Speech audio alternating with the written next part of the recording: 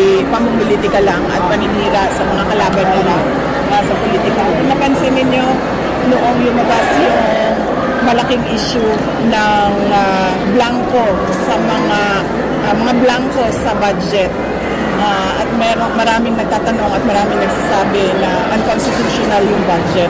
Tinanong kung paano naging legal yung paggamit nila ng pera, puro blanco yung nasa loob ng budget, ay lumabas yung impeachment ko. Yun. Tapos, nung nagkaroon ng malaking krimen sa Estados Unidos na merong namatay dahil sa drug overdose, at kung makikita ninyo doon sa police report ay nandoon ang pangalan ni First Lady Lisa Marcos na isa sa mga tao doon sa loob ng kwarto kung saan yung tao ay nag-overdose sa suspected drug overdose sa hotel room, at ang daming nakikitang white powder substance na sinabi doon sa police report ay suspected cocaine din, ay bigla nilang kinuha si Pangulong Duterte.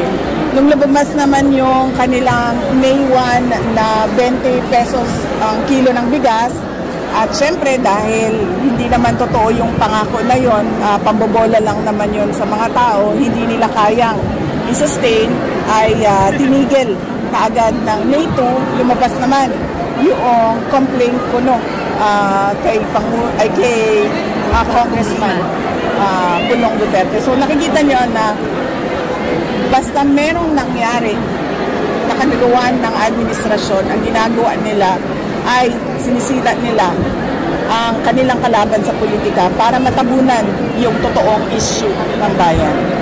Next question, Marcel. Does the President know about this already? I mean, si President Duterte, does he know about this new issue sa inyo about the Congressman na pang-atake sa inyo family? Hindi ko alam kasi hindi kami nagkausap pa ni Pangulong Duterte at hindi din kami nagkausap ni Congressman Pulong.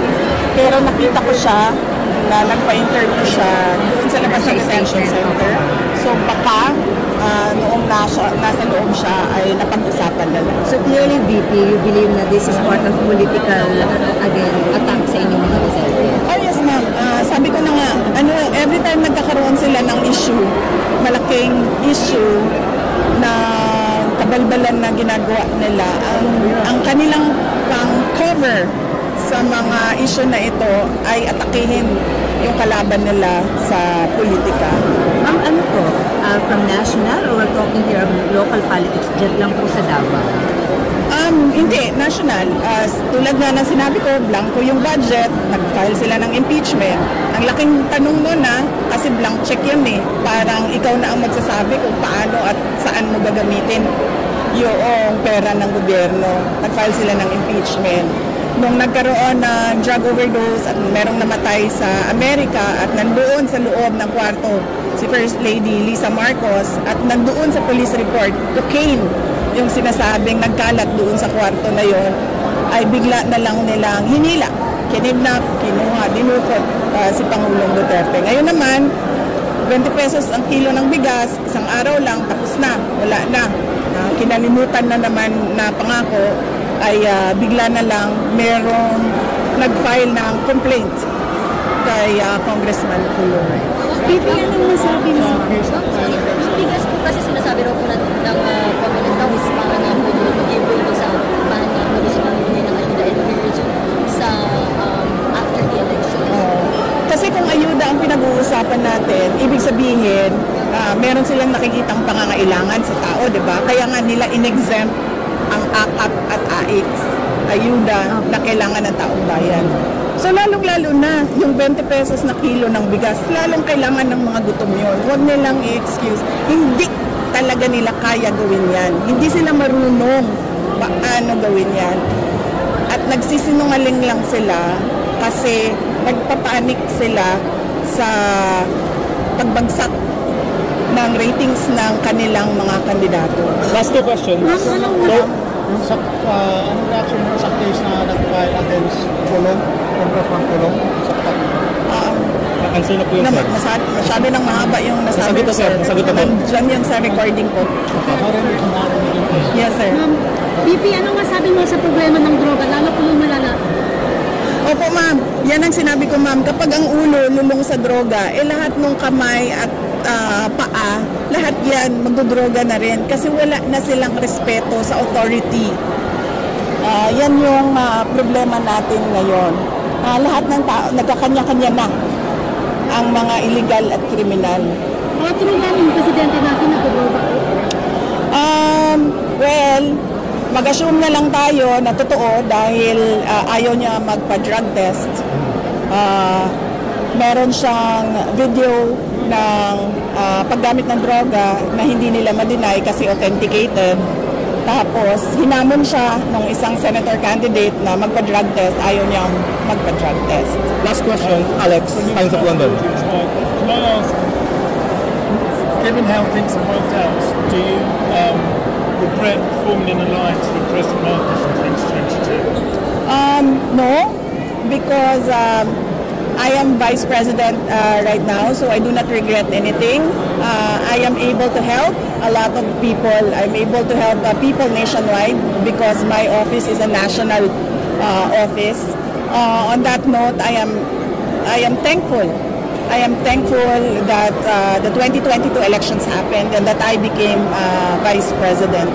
And I think this was really bound to happen. The 2022 elections was bound to happen so that everyone can see what a Marcos can do to a country, and that is just bring us to the road to perdition. Ma'am, gaano ka-importante ang result ng 2020 ng election ngayon sa susunod? Last question. At sa daw? How significant will be the result of the election now sa next election, ma'am? Well, depende. Kasi pag karamihan ay oposisyon ang nanalo, ay meron na talagang magtatanong at ahadlang sa mga maling ginagawa ng administrasyon. Kaya napakahalaga ng eleksyon na ito para sa bayan.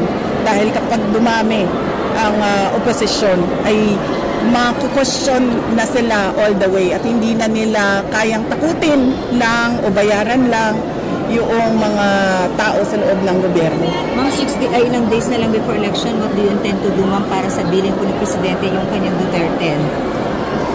Araw na lang, ma'am. Opo. Tutuloy-tuloy pa rin yung kampanya namin. So, bukas meron kami sa Island Province, susunod sa Zamboanga, Sibugay, and then susunod sa North Cotabato. So, tuloy-tuloy na. Pagkatapos ng North Cotabato, ginagawa pa yung schedule. Ang huling-huli ko, supposedly, is yung mass, holy mass for peaceful elections sa Davao na yon.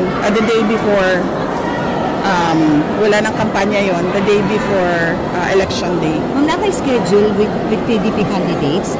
Will you join the meeting de avance? March 8 supposedly ang meeting de avance ng PDP, pero nahihirapan ako ayusin yung schedule ko sa dami ng mga candidates na nagre-request na mabisita yung kanilang lugar at makakampanya para sa 10 senador. But with all of them, ma'am, with all the candidates. Ma'am, thank you. Ma'am, sorry, but when you were running during Minuto 2022 with PBBM under the Uniting Ticket, ma'am, ulit-ulit po na pinapangako yung 20 pesos ang bigas. Nandun po kayo. Pero what were your thoughts back then? Actually, hindi ko siya narinig.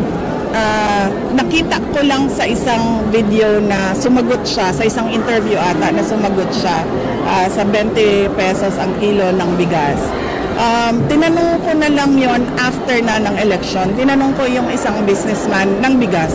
Sabi ko, kakayanin ba talaga ito or nagsinungaling siya noong sinasabi niya itong pangako na ito? Ang sabi sa akin ng businessman, nagsinungaling siya kasi imposible talaga ang 20 pesos na bigas.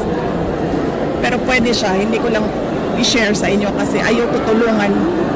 Thank you. Thank you. Ask him, ma'am, yung businessman na yan sa rice na hindi talaga kaya and PBBM just like, when was that for BP? Right after his announcement? Hindi. Nung pumunta ako sa Cebu, Meron yan silang August na event ang Cebu eh. Hindi siya sinulog. May August na event ang Cebu eh. I was invited there. And sa haba nung parada na kinakamusta ko yung mga tao, 3 beses nagsabi sa akin, Inday Sara, nagalisod mi sa pagkaon, nagalisod mi sa bugas. Doon ko unang naramdaman yung disappointment ng mga tao doon sa hirap nila sa pagkain. Pero recent lang yun, ma'am? Or dugay natin Hindi, mga... Nasa DepEd pa ako nun eh.